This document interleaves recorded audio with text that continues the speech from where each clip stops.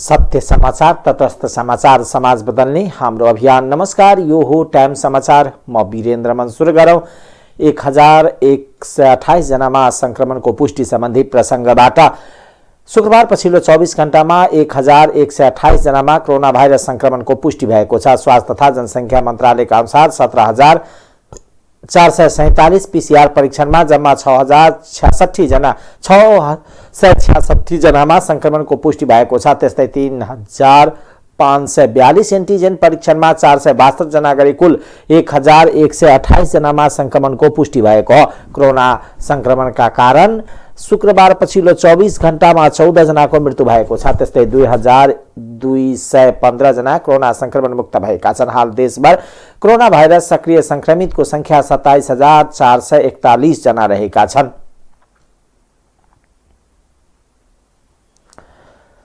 आगामी फागुन 1 गतेदेखि 18 वर्ष माथिका सबै नागरिकलाई बुस्टर डोज दिने स्वास्थ्य तथा जनसङ्ख्या मन्त्री विनोद खतिवड़ाले जानकारी दिनुभएको छ। आफ्नो कार्यकालको 125 दिनको प्रगतिबारे मन्त्रालयमा आयोजित पत्रकार सम्मेलनमा उहाँले यस्तो बताउनु भएको हो। उहाँले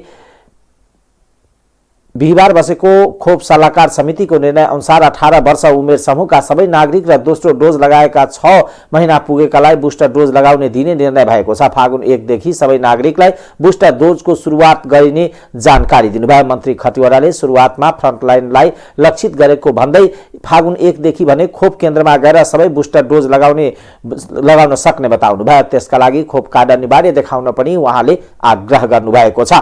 साथै विगतमा जोखिम रहेका गर्भवती महिलालाई मात्र खोप दिने नीति लिएकोमा अहिले सबै महिलालाई पहिलो मात्रा पछि खोप दिने नीति लिएको उहाँले बताउनुभयो। 5 देखि 11 वर्ष समूहका बालबालिकालाई समेत खोप प्रदान गरिने खतिवड़ाले बताउनुभयो।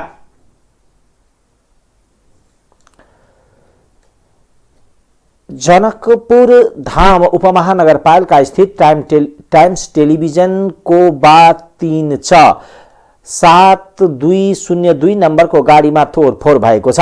टाइम्स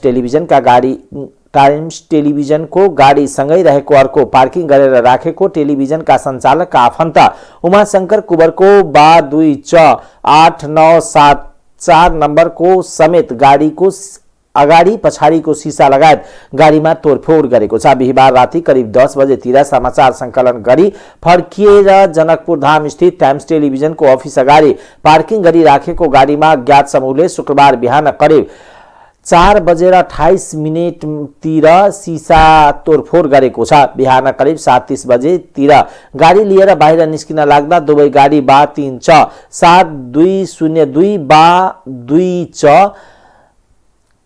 8974 नम्बरको गाडीमा तोडफोड गरेको जानकारी भएपछि स्थानीय मुजेलिया प्रहरी चौकीलाई जानकारी गराइसकिएको तथा जिल्ला प्रहरी कार्यालय समेतलाई जानकारी गराइसकिएको छ।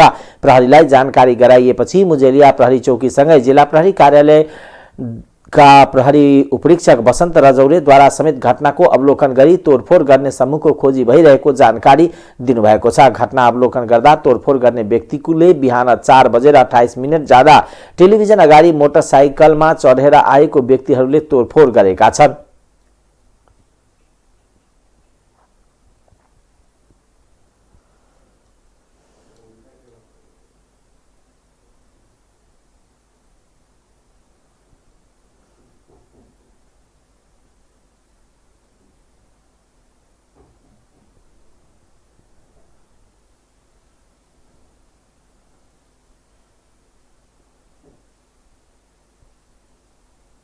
राष्ट्रिय जनगणना 2078 को प्रारम्भिक नतिजा सार्वजनिक भइसकेको छ, जस अन्तर्गत मध्य प्रदेशको कुल जनसङ्ख्या 61,26,288 रहेको छ।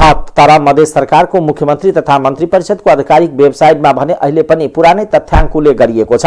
मुख्यमन्त्री तथा मन्त्री परिषदको कार्यालयमा प्रदेशको कुल जनसङ्ख्या 54,04,145 उल्लेख गरिएको छ। यो जनसङ्ख्यामा भने पछिल्लो जनगणनाको अनुसारको हो। मध्य सरकारको वेबसाइट निर्माण तथा व्यवस्थापनमा लाखौं रकम खर्च गरे पनि वेबसाइट भने अपडेट गर्दैन। मन्त्री परिषदको निर्णय लगायतका कुनै सूचना वेबसाइटमा राखिँदैन। यस अघि प्रदेश सभाबाट प्रदेश 2 ले नाम प्रदेश 2 ले नाम र थाई राजधानी पाएपछि हप्तोसम्म मन्त्रालयका वेबसाइटमा भने प्रदेश 2 नै लेखिएको थियो। तर पछि चौतर्फी आलोचना भएपछि वेबसाइटमा संशोधन गरिएको थियो। मध्य प्रदेश सरकारले बेटी पढाओ बेटी बचाओ अभियान अन्तर्गत अब ल्यापटप वितरण गर्ने भएको छ। छोरीलाई बाँड्नको लागि साइकल खरिदमा व्यापक भ्रष्टाचार भएको भन्दै अख्तियारले मुख्यमन्त्री कार्यालयमा छापामारी गरेपछि बेटी पढाओ बेटी बचाओ अभियान बन्द गरिएको छ भने छोरी शिक्षा बीमा 2 वर्षदेखि बन्द छ। सो कार्यक्रम व्यापक बदनाम भएपछि सामाजिक विकास मन्त्रालयमा समायोजन गरिएको छ। अब सामाजिक विकास मन्त्रालयले पुनः सञ्चालन गर्न लागेको बेटी पढाओ बेटी बचाओ कार्यक्रम अन्तर्गत प्रदेशका छोरीहरूलाई ल्यापटप दिने तयारी गरेको छ। मुख्यमन्त्री बेटी पढाओ बेटी बचाओ अभियान कार्यक्रमको सञ्चालन कार्यविधि 2078 बनाएको छ, जसअनुसार कक्षा 11 मा अध्ययनरत जेहन्दार छात्रालाई ल्यापटप दिनेछ। कार्यविधि अनुसार एसईमा 3.2 भन्दा माथि जीपीए ल्याउने छात्रा मध्येबाट उच्च जीपीए ल्याउने छात्रालाई वितरण गरिनेछ। ल्यापटप वितरण सम्बन्धी अन्य व्यवस्था निर्देशक समितिले निर्णय गरे बमोजिम हुने कार्यविधिमा उल्लेख छ। तर कक्षा 11 अध्ययन निरन्तर नगरे कक्षामा 70% भन्दा कम हाजिरी रेकर्ड रहेको अथवा सामुदायिक विद्यालयमा नाम दर्ता गराई निजी विद्यालयमा अध्ययनरत पाइएमा त्यस्तो छात्रालाई ल्यापटप नदिने कार्यविधिमा उल्लेख छ। त्यस्तै लामो समयदेखि बन्द रहेको छोरी शिक्षा बीमा कार्यक्रम पुनः सुरु भएको छ। 2078 माघ 1 गतेदेखि जन्मिएका छोरीहरूको बीमा पुनः सुरु भएको छ। प्रदेश सरकारले प्रदेशमा जन्मिने छोरीहरूको 3 लाखको बीमा गर्दै आएको छ। तर बीमित रकम प्राप्त गर्नका लागि छोरी 20 वर्ष पूरा गरेको र एसईई पूरा गरेपछि मात्र निर्देशनालयको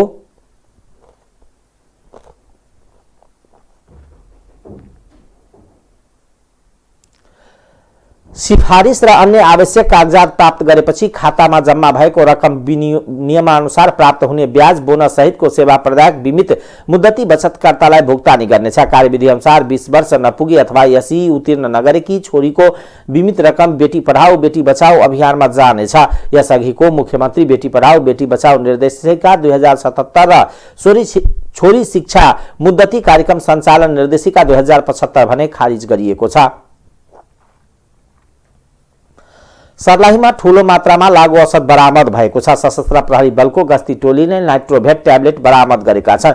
शुक्रबार मध्याह्न सशस्त्र प्रहरी बल सुन्दरपुर चोहरबा बेस क्याम्पको गस्ती टोलीले 12,000 ट्याब्लेट नाइट्रोभेट बरामद गरेको सशस्त्र प्रहरी बल 10 नम्बर गणका गणपति सशस्त्र प्रहरी उपरीक्षक भरत खानियाले जानकारी दिनुभयो। सशस्त्र प्रहरीले बरहतबा नगरपालिका 17 श्रीपुर कटानीमा ना 55 प 928 नम्बरको मोटरसाइकलमा बोराभित्र पोका पारेको अवस्थामा ट्याब्लेट बरामद गरेको छ। मोटरसाइकल चालक फरार भएको प्रहरी उपरीक्षक खानियाले जानकारी दिनुभयो। बोराभित्र 40 वटा प्याकेटमा 12,000 ट्याब्लेट नाइट्रोभेट फेला परेको छ। बरामद भएको ट्याब्लेट र मोटरसाइकल थप कारबाहीका लागि नेपाल प्रहरीलाई बुझाउने तयारी भइरहेको सशस्त्र प्रहरीले जनाएको छ। सर्लाहीमा पानी फ्याक्ट्रीमा आगलागी हुँदा लाखौंको क्षति भएको छ। बिहीबार राति सर्लाहीको हरिपुर नगरपालिका 9 पिराडी स्थित रहेको रामबाबु शाहको राजश्री प्रोडक्सन पानी फ्याक्ट्रीमा विद्युतको तार सर्ट भई आगलागी हुँदा 23,30,000 बराबरको क्षति भएको जिल्ला प्रहरी कार्यालय सर्लाहीका प्रहरी प्रवक्ता प्रहरी नायब उपरीक्षक माधव प्रसाद बुढाथोकीले जानकारी दिनुभयो। आगलागीमा 3 वटा मेसिन र नगद 3,30,000 जलेर नष्ट भएको छ। आगलागीमा भने मानवीय क्षति नभएको र आगो स्थानीय र प्रहरीको संयुक्त सहयोगमा नियन्त्रणमा आएको जिल्ला प्रहरी कार्यालय सर्लाहीले जनाएको छ। अख्तियार दुरुपयोग अनुसन्धान आयोगको स्थापना दिवस मनाएको छ। भ्रष्टाचार नियन्त्रणका लागि संवैधानिक निकायका रूपमा 2047 सालमा माघ 28 गते अख्तियार दुरुपयोग अनुसन्धान आयोग स्थापना भएको थियो। आयोगको 31औं वार्षिकोत्सवका अवसरमा शुभकामना दिँदै प्रधानमन्त्री शेरबहादुर देउवाले भ्रष्टाचार विरुद्ध सबै सचेत हुनुपर्नेमा जोड दिनुभयो। उहाँले दक्षिण एसियामा नेपाल भ्रष्टाचार नियन्त्रण सूचकाङ्कमा न्यून स्तरमा रहनुको गम्भीर चिन्ताको विषय रहेको भन्दै भ्रष्टाचारलाई रोक्न प्रतिबद्ध भएको काम गर्न पनि आयोगलाई आग्रह गर्नुभयो। आयोगका प्रमुख आयुक्त प्रेम बहादुर राईले भ्रष्टाचारका बहुआयामिक स्वरूप कारण र प्रभावबारे विधि र प्रविधि मार्फत आयोगको जिम्मेवारी पूरा गर्ने गरी संस्थागत रणनीति योजना तथा कार्ययोजना कार्यान्वयनमा रहेको बताउनुभयो। अख्तियार दुरुपयोग अनुसन्धान आयोगले एक वर्षमा परेको 24,190 उजुरी मध्ये 15,547 उजुरी फरछोट गरेको छ। यस अवधिमा फरछोट भएका उजुरी प्रतिशत दर 64.27% रहेको छ। अख्तियारको वार्षिक प्रतिवेदन अनुसार सबभन्दा धेरै भ्रष्टाचार स्थानीय तहमा देखिएको छ। अख्तियारका अनुसार स्थानीय तहमा 32.83% उजुरी रहेका छन्। भ्रष्टाचारको विश्वव्यापी सूचकाङ्कमा नेपाल 117औं स्थानमा छ। विश्वका विभिन्न देशमा भ्रष्टाचारको स्थिति निगरानी गर्ने ट्रान्सपरेन्सी इन्टरनेसनलले माघ 11 गते सार्वजनिक गरेको भ्रष्टाचार अवधारणा सूचकाङ्क 2021 मा नेपालले 100मा 33 अङ्क पाएको छ। पछिल्लो वर्ष पनि नेपाल यही स्थानमा थियो।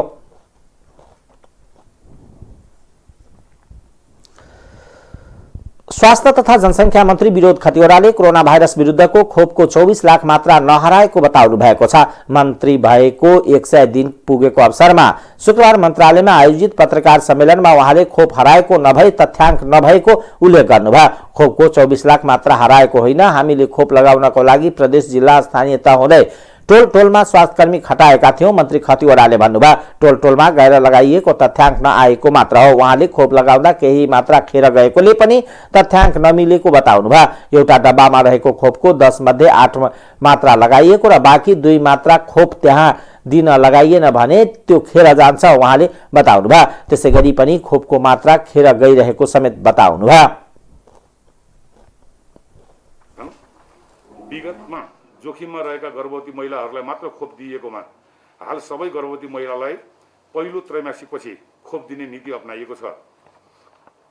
लक्षित सबै जनसङ्ख्यालाई पूर्ण मात्रा खोप प्रदान गर्ने तथा जोखिम समूह लक्षित बुस्टर मात्रा प्रदान गर्ने नीति अनुरूप पर्याप्त मात्रामा खोप अनुदान एवं खरिद मार्फत निरन्तर आपूर्ति भइरहेको छ। 77 माघ महिनादेखि सञ्चालित कोभिड-19 विरुद्धको खोप अभियान समय तालिका बनाई सञ्चालन गरिएकोमा पहिला समय यो गते मात्रै खोप गर्ने भनेर भनिन्थ्यो विभिन्न जिल्ला गाउँमा भने अहिले चाहिँ हामीले त्यसपछि 78 मङ्सिर महिनादेखि कोभिड-19 विरुद्धको खोप अभियान देशव्यापी रूपमा निरन्तर नियमित सञ्चालन भइरहेको 65 वर्षभन्दा माथि उमेर समूह, वृद्ध रोगी एवं फ्रन्टलाइनर्स लक्षित गरी बुस्टर डोज भ्याक्सिन प्रदान गरिँदै आएकोमा मिति 78 माघ 27 गतेको हाम्रो खोप सल्लाहकार समितिको निर्णय अनुसार 18 वर्ष उमेर पुगेका सबै बुस्टर डोज लाउन योग्य भएका अर्थात् 6 महिना नागेका, दोस्रो खोप लिएको 6 महिना नागेका सबैलाई नै बुस्टर डोज दिनेको निर्णय गरेकोमा यहाँलाई चाहिँ नि म के अवगत गराउन चाहन्छु भने फागुन 1 गतेदेखि 18 वर्ष उमेर नागेका 6 महिना खोप लगाएको नागेकाहरूले बुस्टर डोज सबैले लगाउन सक्नुहुन्छ।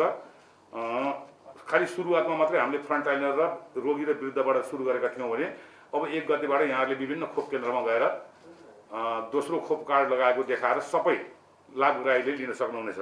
18 माथिका 5-11 वर्ष उमेर समूहको बालबालिकालाई समेत कोभिड-19 विरुद्धको खोप प्रदान गर्न खोपको उपलब्धताको लागि पत्राचार भइसकेको छ, सुनिश्चितता भइसकेको छ। विगतमा सङ्घीय तहबाट निश्चित अवधि निर्धारण गरेर निश्चित समूहलाई कोभिड-19 विरुद्धको खोप प्रदान गरिएकोमा हाल कार्यनीति परिमार्जन गरी देहाय बमोजिम रणनीति अवलम्बन गरिएको छ। क खोप पहुँच नपुगेको स्थान र समुदायको पहिचान गरी प्रदेश र स्थानीय सरकारको नेतृत्वमा खोप अभियान सञ्चालन भइरहेको छ। ठुला अस्पतालहरूमा र जनघनत्व बढी भएका सहरका विभिन्न सार्वजनिक स्थानहरूमा खोप केन्द्र निर्धारण गरेर दैनिक रूपमा खोप प्रदान गरिँदै आएको छ। दैनिक आवत जावत गर्ने स्थान जस्तै बस पार्क, काठमाडौँ उपत्यकाका मुख्य प्रवेश नाकाहरूमा यात्रुहरूलाई लक्षित गरी दैनिक खोप सेवा प्रदान गरिएको छ। सार्वजनिक सेवा प्राप्तिको लागि कोभिड-19 विरुद्धको खोप अनिवार्य रूपमा लिनुपर्ने कानुनी प्रावधान लागू गरिएको छ। खोप लगाएको QR कोड सहित प्रमाणपत्रहरू अब स्थानीय तहबाट पनि उपलब्ध गराउन सुरु गरिएको छ। खोप कभरेजको लक्ष्य 2078 अघिसम्म लक्षित जनसङ्ख्याको 1/3लाई पूर्ण खोप लगाउने लक्ष्य हासिल गरिएको छ। 2078 माघ 27 गतेसम्म 12 वर्षभन्दा माथिको लक्षित जनसङ्ख्याको 77%लाई पहिलो मात्रा र 69लाई पूर्ण खोप प्रदान गरिएको छ। 12 वर्ष माथिका सबै उमेर समूहको सुरुमा हामीले 18 माथिकोलाई लक्षित समूह भनेर भनेका थियौँ। त्यो लक्षित समूह अनुसार चाहिँ 18 वर्ष माथिकालाई प्रथम डोज 89.2% गरिएको छ भने दोस्रो डोज 73.8%लाई लगाइएको छ 18 वर्ष माथिकाको। यो अघि मैले भनेको चाहिँ नि 77% एक मात्र र 69% 2 मात्र चाहिँ 12 वर्षभन्दा माथिका सबैलाई लगाइसकिएको छ। 79 वैशाख मसान्तसम्म लक्षित जनसङ्ख्या सबैलाई कोभिड-19 विरुद्धको पूर्ण खोप प्रदान गर्ने लक्ष्य निर्धारण गरिएको र त्यसको लागि आवश्यक पर्ने खोपको मौजात सुनिश्चित गरिसकेको छ। हाल खोप लगाउने दरलाई हेर्दा यो लक्ष्य तोकिएको मितिभन्दा अगावै प्राप्त हुने अवस्था देखिएको छ। हराएको खोपको सम्बन्धमा मन्त्रालयले प्रमुख विशेषज्ञ डाक्टर गुणराज लोहनीको संयोजकत्वमा 5 सदस्यीय छानबिन समिति गठन गरेको र चाँडै नै हराएको खोपको बारेमा जानकारी दिने मन्त्री खतिवड़ाको भनाइ थियो। कोरोना भाइरसको तेस्रो लहरका कारण माघ पहिलो हप्तादेखि बन्द रहेको पशुपतिनाथ मन्दिर आजदेखि भक्तजनका लागि खुल्ला गरिएको छ। जिल्ला प्रशासन कार्यालय काठमाडौँको यही माघ 23 गतेको आदेशअनुसार मठ मन्दिर मस्जिद गुम्बा चर्च लगायतका स्थलमा जनस्वास्थ्य मापदण्ड पालन गरी एक पटकमा 50 जनाभन्दा बढी नहुने गरी पूजा ध्यान वा प्रार्थना गर्न सकिने उल्लेख भए अनुसार बिहानदेखि पशुपतिनाथ मन्दिर खुला गरिएको हो। पशुपति क्षेत्र विकास कोषले महाशिवरात्रिको तयारी गरेसँगै पशुपतिनाथ मन्दिर खुला गरेको हो। विश्व स्वास्थ्य संगठन र नेपाल सरकारले जारी गरेको स्वास्थ्य मापदण्ड पालन गरेर पशुपतिनाथ मन्दिर खुला गरिएको कोषका सदस्य सचिव डाक्टर मिलन कुमार थापाले बताउनुभयो। कोरोना संक्रमण तेस्रो लहर बढ्न थालेपछि गएको माघ 5 गतेदेखि पशुपतिनाथ मन्दिर भक्तजनका लागि बन्द गरिएको थियो। मन्दिर बन्द भएपछि माघ 5 गतेदेखि बिहिबारसम्म नित्य पूजा मात्र हुँदै आएको कोषका प्रवक्ता रेवती रमन अधिकारीले जानकारी दिनुभयो। मन्दिर आजदेखि खुले पनि विशेष पूजा भने शनिबारदेखि सुरु गरिने उहाँले बताउनुभयो। करिब 23 दिनपछि खुलेको पशुपतिनाथ मन्दिरमा दर्शनका लागि बिहानदेखि भक्तजनको भीड लागेको छ। प्रशासनको आदेशअनुसार 50-50 जना भक्तजनलाई स्वास्थ्य मापदण्ड पालन गरी मन्दिर प्रवेश गराइएको छ। महाशिवरात्रि नजिकिएपछि पशुपति क्षेत्रमा भक्तजनको चहल पहल पनि बढ्ने गरेको छ। यस वर्ष फागुन 17 गते महाशिवरात्रि पर्व परेको छ। नेकपा एकीकृत समाजवादीका अध्यक्ष माधव कुमार नेपालले यथास्थितिमा अमेरिकी सहयोग परियोजना एमसीसी पास गर्न नसकिने बताउनु भएको छ। प्रधानमन्त्री शेरबहादुर देउवा जसरी पनि एमसीसी पास गराउन लागि परेको बेला गठबन्धन सरकार साझेदार दलका नेता नेपालले एमसीसी पास गर्न नसकिने बताउनु भएको हो। समाजवादी प्रेस संगठन पर्साले शुक्रबार वीरगञ्जमा गरेको पत्रकार सम्मेलनमा उहाँले एमसीसीलाई आँखा चिम्लेर पास गर्न नसकिने बताउनु भयो। उहाँले आफ्नो पार्टी अब जनतालाई स्पष्ट नपारी यथास्थितिमा कुनै पनि हालतमा एमसीसी पास गर्ने पक्षमा नरहेको पनि उहाँले प्रश्न पार्नुभयो। नेकपा एमालेका अध्यक्ष तथा पूर्व प्रधानमन्त्री केपी शर्मा ओलीले आगामी निर्वाचनमा एमालेले एक्लै बहुमत ल्याएर जित्ने दावी गर्नुभएको छ। संघीय प्रदेश र स्थानीय तह सबै निर्वाचनमा एमालेले जित्छ उहाँले भन्नुभयो। स्थानीय तह निर्वाचन तयारी बारे एमालेले सुरु गर्न गइरहेको प्रदेश स्तरीय प्रशिक्षण कार्यक्रमको पार्टी कार्यालय थापाथलीबाट भर्चुअल उद्घाटन सम्बोधन गर्नुहुँदै अध्यक्ष ओलीले सो कुरा बताउनु भएको हो। लोकतन्त्रको विकास आर्थिक समृद्धि तथा सुशासनको निम्ति 3 तहको सरकारको अभ्यासमा मुलुक गएको भन्नुहुँदै उहाँले स्थानीय तहले जनतालाई घरमै सरकार पुगेको अनुभूति गराएको बताउनु भयो। पार्टीप्रतिको एमाले जनको प्रतिबद्धता एकबद्धता र नेपाली जनताको साथलाई अध्यक्ष ओलीले धन्यवाद व्यक्त गर्नुभयो। आगामी निर्वाचनमा पनि जनताको साथ रहने उहाँले विश्वास व्यक्त गर्नुभयो। जनताको सेवा सुविधाका लागि स्थानीय सरकार प्रभावकारी भूमिका निर्वाह गरिरहेको भन्दै उहाँले प्रशंसा गर्नुभयो। आधुनिक प्रविधिको विकास, किसानलाई राहत, ज्येष्ठ नागरिक तथा अपाङ्गता भएकाहरूको सुविधाका लागि स्थानीय सरकारले राम्रो काम गरेको उहाँले चर्चा गर्नुभयो। स्थानीय तह सहित आगामी निर्वाचनलाई समृद्ध नेपाल र सुखी नेपालीको राष्ट्रिय आकांक्षा पूरा गर्ने गरी सदुपयोग गर्ने बताउनुभयो। अध्यक्ष ओलीले एमालेको विजय बिना देशको आर्थिक समृद्धि र सुशासन सम्भव नरहेको दावी गर्नुभयो। राष्ट्रियताको पक्षमा वर्तमान सरकारले ध्यान दिन नसकेको पनि उहाँले टिप्पणी गर्नुभयो। देशको राष्ट्रियता, सार्वभौमसत्ता, स्वाधीनता तथा सुशासनका निमित्त एमालेले निरन्तर खबरदारी गर्ने उहाँले प्रतिबद्धता जनाउनुभयो।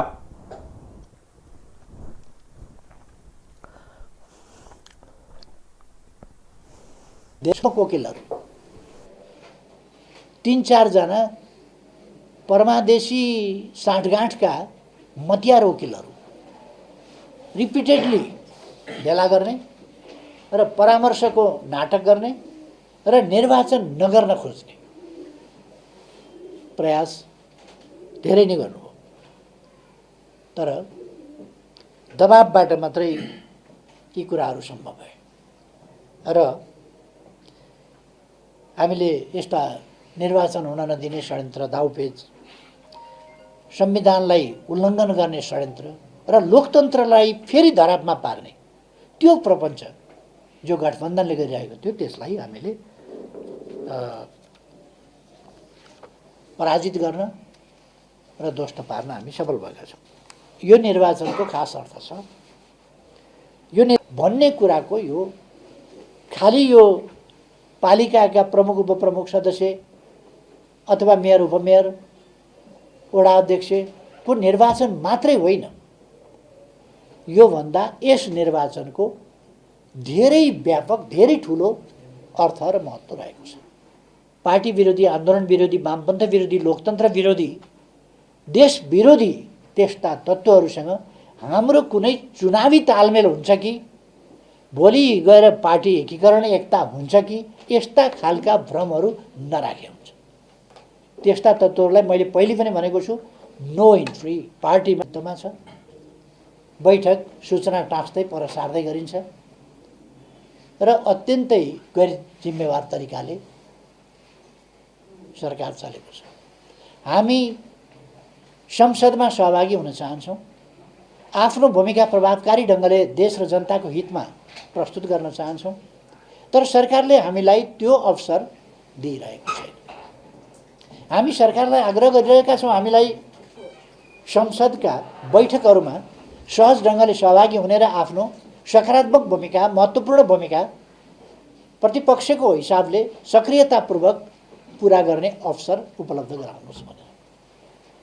हाम्रो पार्टीका विरुद्ध सभामुख पार्टी फोड्ने षड्यन्त्रमा सहभागी हुन्छन्, आफ्नो कर्तव्य पालना गर्दैनन्, कर्तव्यबाट च्युत हुन्छन्, प्रतिपक्षका विरुद्धको मोर्चाबन्दीमा सामेल हुन्छन् र हाम्रा विरुद्ध मुद्दा लड्न अदालतमा पनि पुग्छन्, अदालतको ढोका पनि ढकढक्याउन पुग्छन्। आफूले त संविधान कानुनका मर्यादा र आफ्नो पदीय मर्यादा गरिमा कसैको ख्याल नराखेर त्यसरी चल्छन्। यस्तो अवस्थामा संसद निरर्थक भइरहेको छ र संसदको बहुमूल्य समय खेर गएको छ।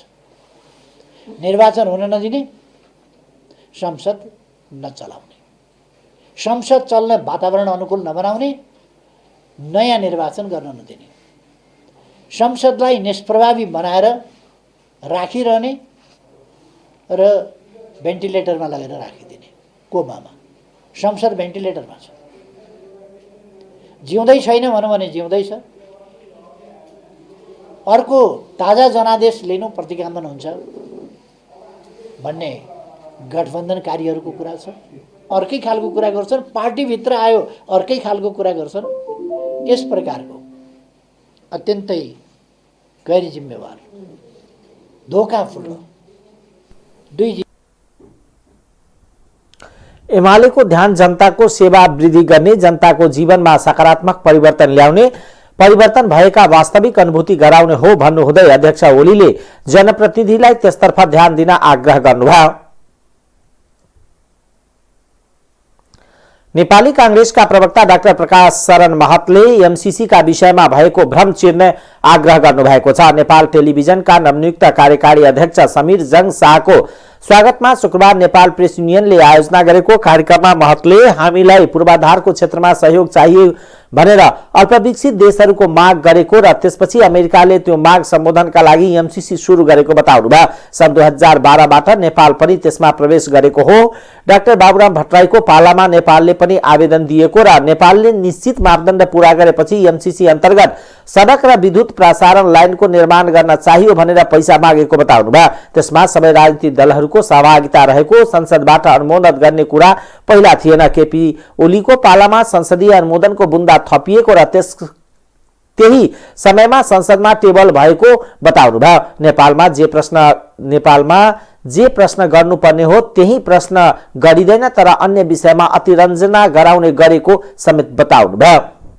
तेस्रो, नेपालकै संविधान कानुन अनुसार यो चाहिँ सञ्चालन हुन्छ। उनीहरूले स्पष्टीकरण दिएर पनि भनेका छन्, त्यसमा पनि त्यो कुरो चाहिँ स्पष्ट रूपमा उल्लेख भएको छ। चौथो कुरा, यो कुनै इन्डो पेसिफिक कुनै रणनीति अन्तर्गत छैन भनेर उनीहरूले नै लेखेर दिएको छ। यो सैन्य प्रयोजनको लागि उपयोग गर्न पाइने छैन भनेर त्यही लेखेको छ। स्पष्टीकरण दिँदाखेरि पनि चाहिँ उनीहरूले त्यही कुराहरू भनेका छन्। त्यसका बावजुद होइन यो अन्तर्गत आओ ऊ अन्तर्गत आओ, यो सैन्य प्रयोजनको लागि आएको सेना नै आउँछ भन्ने जस्तो चाहिँ अनर्गल जुन प्रचार गरिएको छ त्यो आफैमा दुर्भाग्यपूर्ण कुरा छ। र यो कुनै देशको विरुद्ध आएको, नेपालमा सडक बन्दा, नेपालमा ट्रान्समिसन लाइन बन्दा कसैको विरोध गरे हुन्छ? म त के भन्न चाहन्छु भने यदि कुनै पनि देशले, कुनै पनि मित्र राष्ट्रहरूले हामीलाई यही यो एमसिसी यो सहमति पत्रमा राखेको जुन चाहिँ बुँदा छ त्यसै अनुसार अरूले सहयोग दिन चाहन्छ भने हामी चाहिँ सहर्ष स्वीकार गर्न चाहन्छौँ। हाम्रो देशमा ऋण आउँछ, ऋण ब्याजसहित तिर्नुपर्छ। ऋणमा पनि हामी त्यही देशको ठेकदार, त्यही देशको कामदार, सामग्री समेत आउँछ। अनुदानको पैसामा त आउँछ, सामग्रीदेखि हरेक चिज आउँछ। त्यसमा हामीले कुनै प्रश्न उठाउँदैनौँ, कसरी खर्च भएको छ, किन खर्च भयो भन्ने प्रश्न पनि उठाउँदैनौँ। यो अनुदान सहयोगमा अर्थ मन्त्रालयको सचिवको नेतृत्वमा त्यो के अरे संयन्त्र बनाएको छ, त्यसले चाहिँ कार्यान्वयन गर्छ, त्यसले ठेक्का लगाउँछ। अन्तर्राष्ट्रिय प्रतिस्पर्धाबाट ठेक्का लाग्छ। कुनै अमेरिकाले चाहिँ आफ्नो ठेकदार पठाउने पनि होइन। त्यस हुनाले यो विषयमा जुन चाहिँ अनावश्यक रूपमा चाहिँ भ्रम छर्ने चाहिँ कोसिस भएको छ त्यो दुर्भाग्यपूर्ण कुरा हो र यो संसदमा अब चाहिँ छलफल हुनुपर्छ।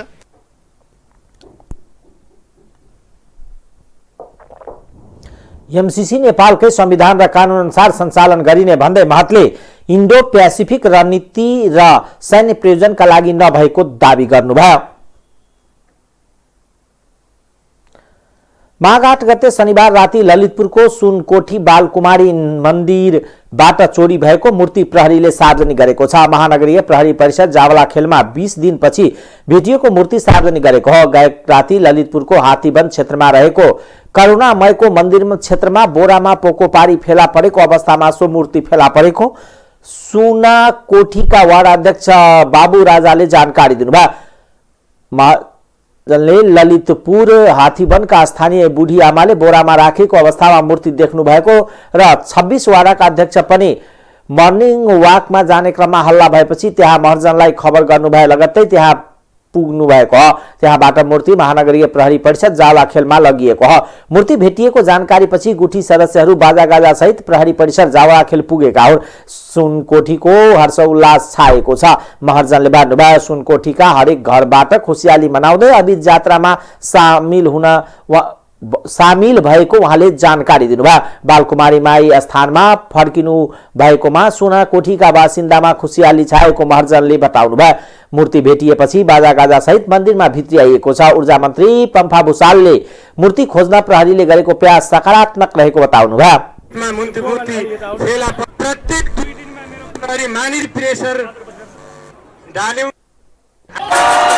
हामीले यति प्रेसर डाल्यौं कि सम्पूर्ण सुनकोशी वार्षिक निकाय सम्पूर्ण जो चासो लिनुभएको मन्त्रीज्यूहरू लगायत सांसदज्यू प्रत्येक 2 दिनमा मेरो प्रहरी महानिरीक्षकज्यूले मूर्ति कहाँ पुग्यो भनेर मलाई सोध्नुहुन्थ्यो। यसरी चासो लिएको हेलो गर्ने ठाउँ छैन। अत्यन्तै मनोवैज्ञानिक हिसाबले आफ्नो आस्था ढलेको, आफ्नो विश्वास हराएको, खोसिएको, चोरी भएको र कोहीले आउँछको एकदम जिज्ञासा र आकांक्षा। अनि सक्छौ कि सक्दिनौ तिमीहरूले? हामी विभिन्न तहका जनप्रतिनिधिहरू र अहिले हामी विभिन्न ठाउँमा भएका हामी प्रति पनि औँला उठाउनु भएको थियो। तिमीहरू सक्छौ कि सक्दिनौ? हाम्रो बालकुमारी माताको मूर्ति फेरि ल्याउन सक्छौ कि सक्दिनौ? अपराधीलाई पक्रेर कारबाही गराउन सक्छौ कि सक्दिनौ? हाम्रो अगाडि आशा, विश्वास, भरोसा र प्रश्न खडा गर्नुभएको थियो। आज हामीले त्यसको जवाफ दिन सफल भएका छौँ। यो कार्यमा सहयोग गर्ने माननीय गृहमन्त्रीज्यू, प्रहरी प्रमुखज्यू लगायत यसमा संलग्न सम्पूर्ण सुरक्षा निकायलाई हार्दिक हार्दिक धन्यवाद व्यक्त गर्दै अब सुनाकोशीवासी र हामी ललितपुरवासीलाई एउटा नयाँ विश्वास, एउटा नयाँ आफ्नो आस्थाप्रति र आस्थालाई प्राप्ति गरेको नयाँ खुसियाली हामीले देखिराखेका छौँ। गाउँमा पनि छ, अहिले यहाँ पनि छ। हामी सबैले एउटा उत्सव र खुसियालीको रूपमा लिउँ। गुठीले मूर्ति भेटिएको सूचना दिनेको नाम गोप राख्ने र 5 लाख पुरस्कार दिने अपिल समेत निकालेको थियो। मूर्ति चोरीको अनुसन्धान गर्न ललितपुर प्रहरी परिसर, महानगरीय प्रहरी वृत्तचापा गाउँ र महानगरीय अपराध महाशाखाको संयुक्त टोली अनुसन्धान गरिरहेको थियो। मूर्ति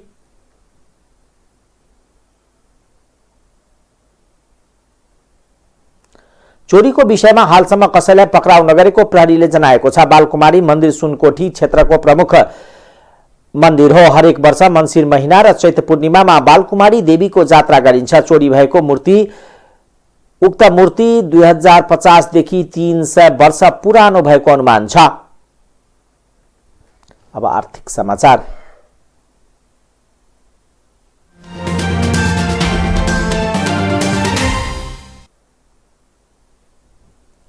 दूध बिक्री गर्ने निजी डेरीले दूधको मूल्य प्रति लिटर 10 रुपियाँ वृद्धि गर्ने घोषणा गरेका छन्। शुक्रबार नेपाल डेरी एसोसिएसन र डेरी उद्योग संघले संयुक्त पत्रकार सम्मेलन गर्दै दूधको मूल्य प्रति लिटर 10 रुपियाँले बढाएर 86 रुपैयाँ कायम गरिएको जानकारी दिएका छन्। सरकारी स्वामित्वको डीडीसीले भने दूधको मूल्य प्रति लिटर 9 रुपियाँ बढाएको छ। यसअघि स्ट्यान्ड प्रशोधित दूधको प्रति लिटर बजार मूल्य 76 रुपैयाँ थियो भने 500 एमएल को एक पैकेट को मूल्य 38 रुपया थियो। अब 500 एमएल को एक पैकेट को खुद्रा बिक्री मूल्य 43 रुपया कायम भएको छ। डीडीसीले कायम गरेको दूधको उपभोक्ता मूल्य नमान्ने पनि निजी क्षेत्रले बताएको छ। पत्रकार सम्मेलनमा नेपाल डेरी एसोसिएसनका अध्यक्ष राधाकृष्ण सापकोटाले डीडीसीले आफै सम्मिलित भएर गरेको निर्णयलाई लत्याएको भन्दै अब नेपाल डेरी एसोसिएसन र डेरी उद्योग संघ आफ्नो ढंगबाट अघि बढ्ने बताउनुभयो।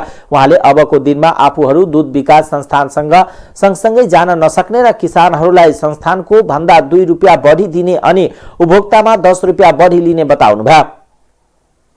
उपभोक्तासँग मूल्य बढाएको वृद्धि भएको रकम नलिकन किसानलाई त हामीले भुक्तानी दिन सक्ने कन्डिसन हुन्न। त्यो भइसकेपछि छिटो गरौँ भनेर हामीले सबै उद्योगी साथीहरूले चाहिँ तपाईको राष्ट्रिय दुग्ध विकास बोर्डमा पनि लबिङ गर्यौं र हामीले चाहिँ पशुपन्छी मन्त्रालयमा पनि लबिङ गरिसकेपछि फेरि पशुपन्छी मन्त्रालयले के भन्नुहुन्छ भने हेर्नु होला, यो तपाईहरुले पेपर पनि खोज्नु होला। पशुपन्छी मन्त्रालयले फेरि दुग्ध विकास संस्थानलाई तिम्रो लागत कति छ त्यो तिमी कति हुँदाखेरि सर्भाइभ हुन सक्छौ त्यो लेखेर पठाऊ भनेर चाहिँ तपाईको दुग्ध विकास संस्थानलाई भनेपछि दुग्ध विकास संस्थानले 10 रुपियाँ वृद्धि नगरिकन हामी चाहिँ टिक्न सक्ने अवस्थामा छैनौं भनेर चाहिँ पशुपन्छी मन्त्रालयलाई पुनः पत्राचार गरेर त्यो खालको प्रतिवेदन पेश गर्यो। अब 10 रुपियाँ उपभोक्ता मूल्य 10 रुपियाँ बढ्ने भयो, 6 रुपियाँ 52 पैसा चाहिँ किसानको लागत बढ्ने भयो भन्ने हिसाबले चाहिँ हामी गइरहेकोमा 81 दुग्ध विकास संस्थानले अस्ति एकतर्फी चाहिँ तपाईको 9 रुपियाँ उपभोक्ता मूल्य भनेर बढाइदिँदाखेरि हामी डेरी उद्योगीहरू एकदम मर्माहत अवस्थामा रह्यौं र सल्लाह गरेर अनि अलरेडी आज पनि हामीले दुग्ध विकास संस्थानले तोकेको रेट भन्दा किसानहरूलाई पनि बढी दिइरहेको अवस्था, यसमा 10-70 भन्दा कमको चाहिँ तपाईको बढाउँदाखेरि मार्जिन रहेर भने हाम्रो इन्डस्ट्रीहरू सर्भाइभ हुन सक्दैन भन्ने कुरालाई आधार मान्दै हामीले उपभोक्ता मूल्यलाई अहिले 10 रुपियाँ कायम गरेर जानुपर्छ। 10 रुपियाँ कायम गरेर जाउँ, त्यसो गर्दाखेरि कति हुन्छ 86 रुपियाँ कायम गर्ने चितवनलाई भनौँ। अब हामी त्यसरी होइन, दुग्ध विकास संस्थानसँग हामी सँगै जान सक्दैनौँ।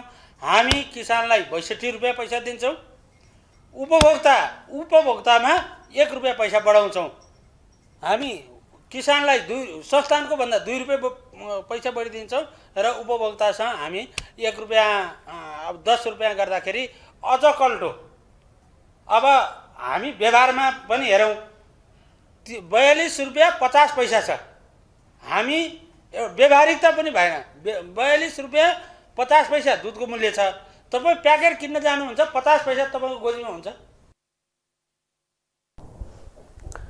डेरी व्यवसायी सुमित केडियाले दूध विकास संस्थानलाई मानेर अघि बढे पनि पछिल्लो निर्णयलाई स्वीकार गर्न नसकिने बताउनुभयो। उहाँले संस्थानको पछिल्लो निर्णय व्यावहारिक नभएको भन्दै यो दूध क्षेत्रका लागि राम्रो नभएको बताउनुभयो।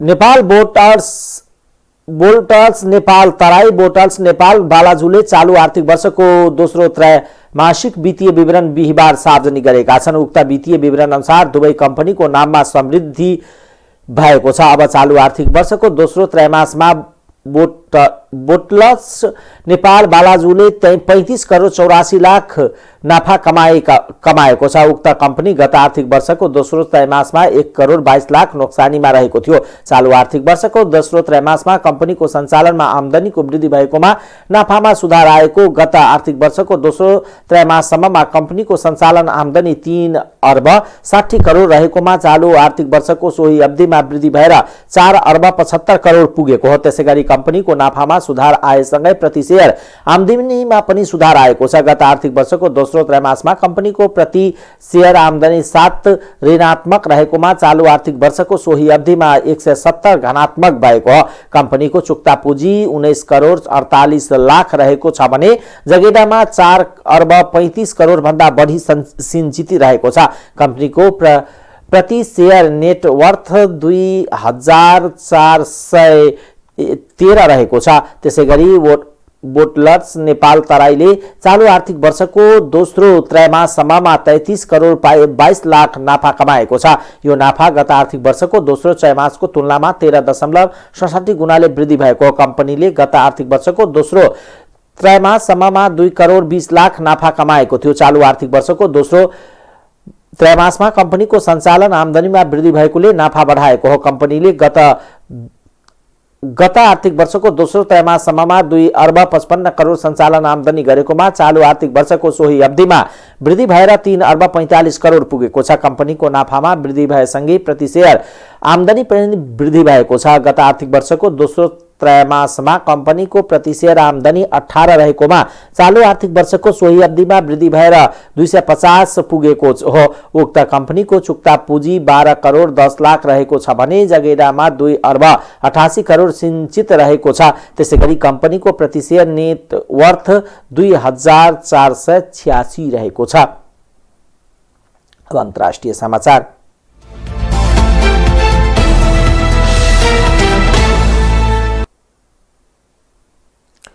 भारतको कर्नाटक राज्यमा छात्राहरूलाई हिजाब लगाउन प्रतिबन्ध गरिएको विरुद्ध दायर गरिएको मुद्दामा कर्नाटक उच्च अदालतका 3 न्यायाधीशको इजलासले सुनवाई सुरु गरेको छ। बिहिबार सुरुवाती बहस सुनेपछि इजलासले आउँदो सोमबार थप सुनवाई हुने जनाएको छ। साथै उच्च अदालतले यो विषय समाधान नभएसम्मका लागि छात्राहरूलाई मानिसहरूलाई उक्साउन सक्ने हिजाब, केसरी रंगको साल लगायतका पोसाक नलगाउन आदेश दिएको छ। कर्नाटक उच्च अदालतका मुख्य न्यायाधीश ऋतुराज अवस्थीले एक मुसलमान महिला न्यायाधीशलाई 3 सदस्यीय इजलासको सदस्य बनाउनु भएको छ।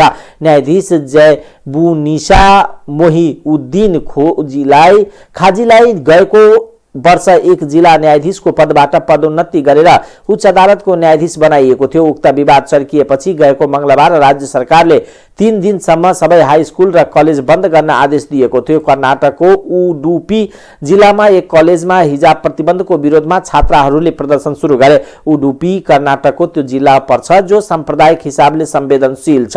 कलेजले भने छात्राहरूलाई परिसरमा हिजाब लगाउन रोक नलगाएको र कक्षामा आउँदा मात्र हिजाब खोलेर आउन भनेको बताएको छ। तर प्रदर्शन गरिरहेको छात्राहरूले मत भने फरक थियो। उनीहरूले कक्षाभित्र पनि हिजाब लगाउन दिनुपर्ने बताएका छन्। हिजाब लगाउन रोक लगाएको सन्दर्भमा छात्राहरूले उच्च अदालतमा मुद्दा दायर गरेका हुन्।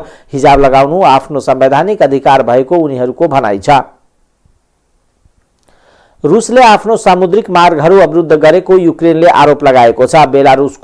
रुससँगको क्षेत्रमा बढ्दो तनावका बीच रुसले 10 दिने सैन्य अभ्यासको तयारी गरिरहेको छ। सैन्य अभ्यासको बहानामा रुसले सामुद्रिक मार्गहरू अवरुद्ध गरिरहेको युक्रेनको आरोप छ। युक्रेनका विदेश मन्त्री दिमित्री कुलेवाले आजोभले सागर पूर्ण रूपमा अवरुद्ध गरिएको र रुसी सेनाले काला सागरलाई पूर्ण रूपमा अलग गरिसकेको बताउनुभयो। रुसले युक्रेनी सीमामा 1 लाख सैनिक तैनात गरेको छ तर युक्रेनमा आक्रमणको सम्भावनालाई अस्वीकार गर्दै आएको छ। फ्रान्सले शीतयुद्धपछि बेलारुसमा रुसको सबभन्दा ठूलो तैनाथी अभ्यासलाई हिंसक संकेत भनेको छ। यसैबीच अमेरिकाले युक्रेनमा बस्न आफ्नो नागरिकलाई रुसी सैन्य कारबाहीको बढ्दो खतराका कारण तत्काल युक्रेन छाड्न आग्रह गरेको छ। साथै अमेरिकाले यो सैन्य अभ्यासलाई वर्तमान परिस्थितिको बीचमा अझ संकट बढाउने टिप्पणी गरेको छ। रुसले सैनिक अभ्यास आगामी हप्ता युक्रेनको दक्षिण अवस्थित दुई सामुद्रिक ब्लक सी र आजोव सागरमा गर्ने तयारी गरेको छ। रुसले उक्त अभ्यासमा क्षेपणास्त्र र बन्दुक प्रहार गर्ने बताएको छ। विश्वभर कोरोना भाइरसबाट संक्रमित हुनेको संख्या 40.5 करोड नाघेको छ। पछिल्लो 24 घण्टामा 23,48,000 संक्रमित थपिएसँगै संक्रमितको संख्या 40 करोड 61 लाख पुगेको हो। पछिल्लो 24 घण्टामा सबभन्दा धेरै जर्मनीमा 2,47,000 जनामा संक्रमणको पुष्टि भएको छ। त्यस्तै अमेरिकामा 1,33,000, ब्राजिलमा 1,69,000, फ्रान्समा 1,53,000, रसियामा 1,97,000 मा संक्रमण भएको छ। सोही अवधिमा विश्वभर करिब 10,000 जना कोरोना संक्रमितको मृत्यु भएको छ, जसमध्ये अमेरिकामा 1,800, भारतमा 659, ब्राजिलमा 828, फ्रान्समा 310, रसियामा 701, टर्कीमा 264, इटलीमा 325 जनाको मृत्यु भएको छ। यो सँगै विश्वभर कोरोना संक्रमणबाट मृत्यु हुनेको संख्या 58 लाख पुगेको छ। अब खेलकुद समाचार।